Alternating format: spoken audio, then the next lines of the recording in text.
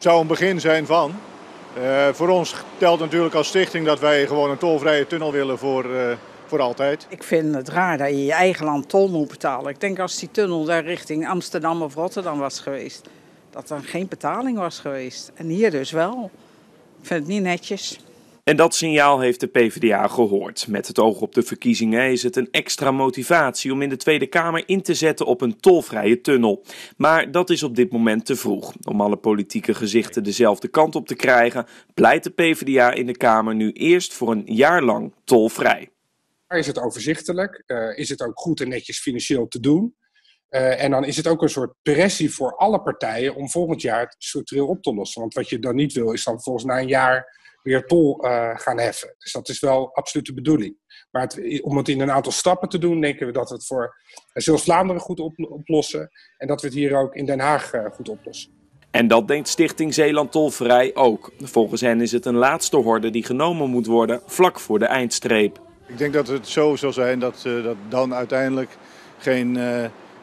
eigenlijk niemand meer zou kunnen opstaan om vervolgens de tol opnieuw te gaan heffen. Want dan breken er waarschijnlijk onlusten uit. Natuurlijk, je zult dan tijd hebben om te onderbouwen waarom je de vervolgstap moet zetten om het helemaal voor altijd tolvrij te maken.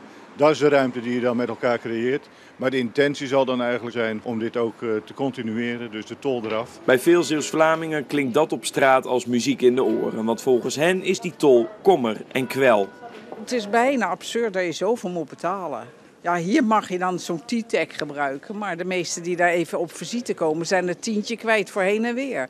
Ik denk het streven om in één keer tolvrij te houden. Ja, daar zal er nog wel de nodige discussie over zijn. Maar als het een aanzet tot is, ja, zeker een voorstander. Ja. Wij moeten altijd betalen, was vroeger met de boot ook zo.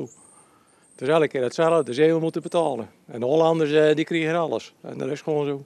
Het is een goed idee om te kijken hoe het met de jaren gaat, maar ik zou zeggen dat het eigenlijk helemaal wel tolvrij mag. Ik bedoel, we betalen al genoeg, laten we eerlijk wezen.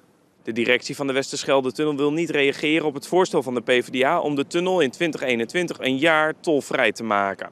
Want zo wordt er gezegd, het is politiek en daar willen wij ons niet in mengen. Toch blijft de vraag wat het voor de organisatie en haar medewerkers betekent als de tunnel een jaar lang tolvrij zou zijn. We maken ook echt geld vrij vanuit Den Haag. En daarmee compenseren we voor het komende jaar gewoon de kosten van de tunnel.